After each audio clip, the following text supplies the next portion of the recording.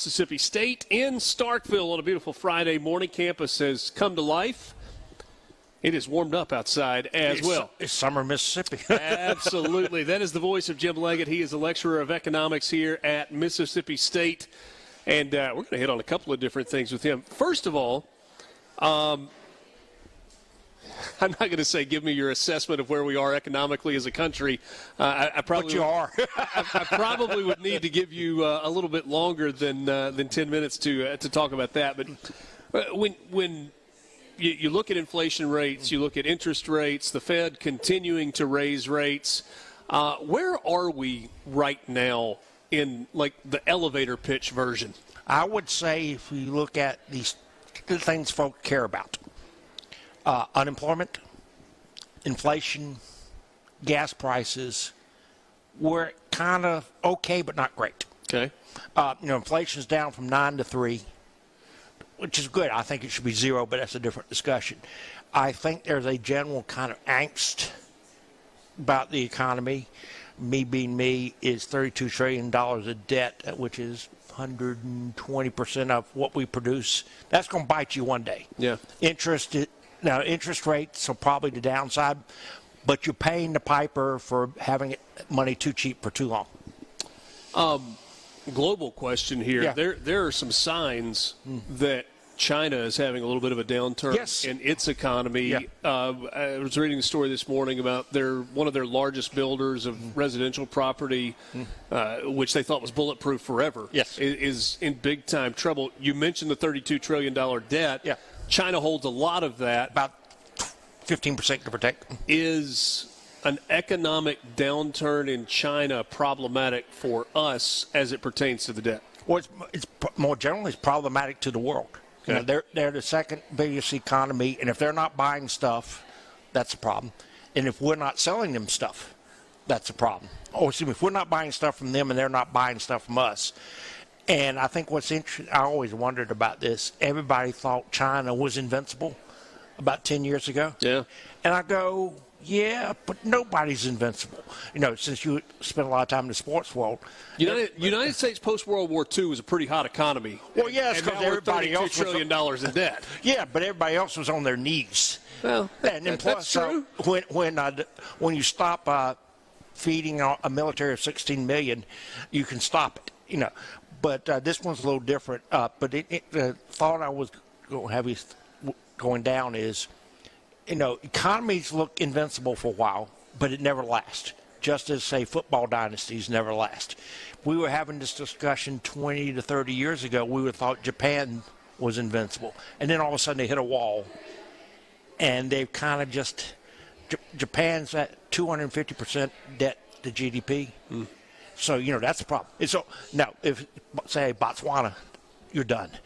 But Japan being Japan can get through it, in the United States being the United States. So I find it interesting that it's almost like the China story is repeating itself. Does there come a point where the debt number is so big that there is never any turning back from it?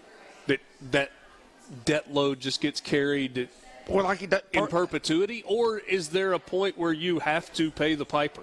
I think what happens with – there's a fascinating book I read. It's called This Time is Different. It's about 500 years worth of government debt crisis. The story's always it's called This Time is Different. Of course, it never is. And essentially the argument that history tells us is at some point it catches up with you. Okay. And usually because there is some external crisis or one of your creditors says, we're done. Think of yourself. You are – the bank loves you until that day they decide they don't love you. Yeah. And what with the downgrade, and if I as you know, the U.S. debt got downgraded, which is never a good thing. But what I worry about is whoever holds this money say, you people can't get your act together, and say I'm going to put my money someplace else. And it's one of those things. Crises take forever to happen. And then when they do, they happen quickly. Yeah. I like to play on boats, and you can always see a storm out in the horizon. And most people try to ignore it. And then when you find out you can't outrun it, there are certain steps you have to do to get ready. It's too late then. Yeah. So that kind of stuff makes me. It doesn't keep me up at night, but you got to watch, and particularly as interest rates went up, more and more of our tax revenues are getting consumed by interest payments. I think I saw it was 15%. Yeah. I can't get a banker to tell me what interest rates are going to do in the mortgage industry. They all have a hunch, a thought that over the course of the next 18 to 24 months, they probably come back down, not to the historically low rates where they were. We're at 3.5%, but maybe it gets more in that 5.5% range. Does that make sense to you? It does. And what I think we've lost, and if you would come back in November when we're talking about this stuff, I got a chart that shows where the interest rates were since about 2009, historically low, and then compare it with where it is. Our kind of perspective has been distorted, because we get used to something abnormally low. Do elections influence? I mean, is October 2024 a time where? In theory, it should not. Meaning because the Fed is set up, they can tell the president to pound sand, but it doesn't always work that way. Not always. Yes. Some of our kind of like our independent Justice Department and our independent, all of the other federal agencies. And then some of our worst bouts of inflation have been when, in the 70s, the chairman of the Fed caved at Nixon's reelection demands. So it's set up that way to be independent, but you have to be somebody, kind of, some of our listeners may know, like the stature of Paul Volcker or Alan Greenspan said, not too many folks like that, I'll be honest, Jim, I'm fascinated with this conversation, and we could go for a really long time, but I will tell you, when I looked at the rundown that Alex handed me for guests, and it said lecturer of economics, I was like, well, how does that tie into child advocacy centers of Mississippi? And you and I were joking off the air that, well, it doesn't, but in reality, it kind of does. Yeah, and one of the reasons I guess I got interested in economics a long time ago, it provided, if you will, a lens to think about human behavior. And if you look at about any kind of human behavior you can come up with, at some level, there's an economic motivation. Like big picture. Wars are usually fought over economics. And if you think about the good work these folks do in child advocacy, a lot of these issues, at some point, are rooted in poverty. It's what you and Sid were talking about. Yeah. Or it doesn't have to be poverty per se.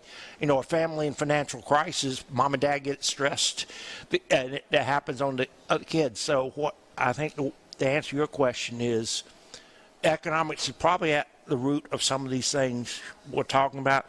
And while a booming economy doesn't solve all problems, it certainly helps. There's that country song I shared with you, well, money can't buy you happiness, but it can buy you a boat. I've heard some different versions of that. I think the buy you a boat and a Yeti 110 and a silver bullets and the whole deal. Yeah. That's a good boat song, too. You said you're a boat guy. You play that one when you're on the lake. We do. I really enjoy it. And I'm a sailboat guy. Of course, it doesn't buy me happiness, but it can rent it for a while. There you go. But think of that question. I suspect, economy stinks, household economy stinks, stress, child gets it, kicked out of them. It's just like people used to kick the dog, but they also do. So I think it's at the root of it. And if you look at, say, let's just pick on the Delta, for example.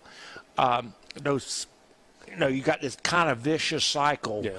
And while a booming economy won't solve all those problems, it makes the job that these folks do a little easier. Yeah. If nothing else, it gives them the resources to address these problems. Yeah, it certainly is a vicious cycle. Yeah. I'll leave you with this. I've got a 10-year-old son. Yeah. You may have a future sailor. He went to sailing camp this summer. In Jackson? No, we live in Oxford. Okay.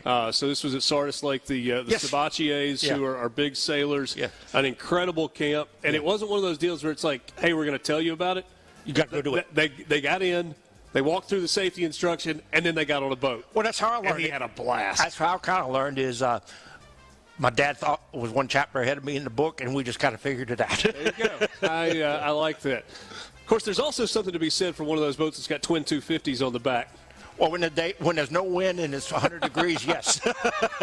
Jim Leggette, lecturer of economics at Mississippi State. Pleasure to visit with you. Thanks so much for your time.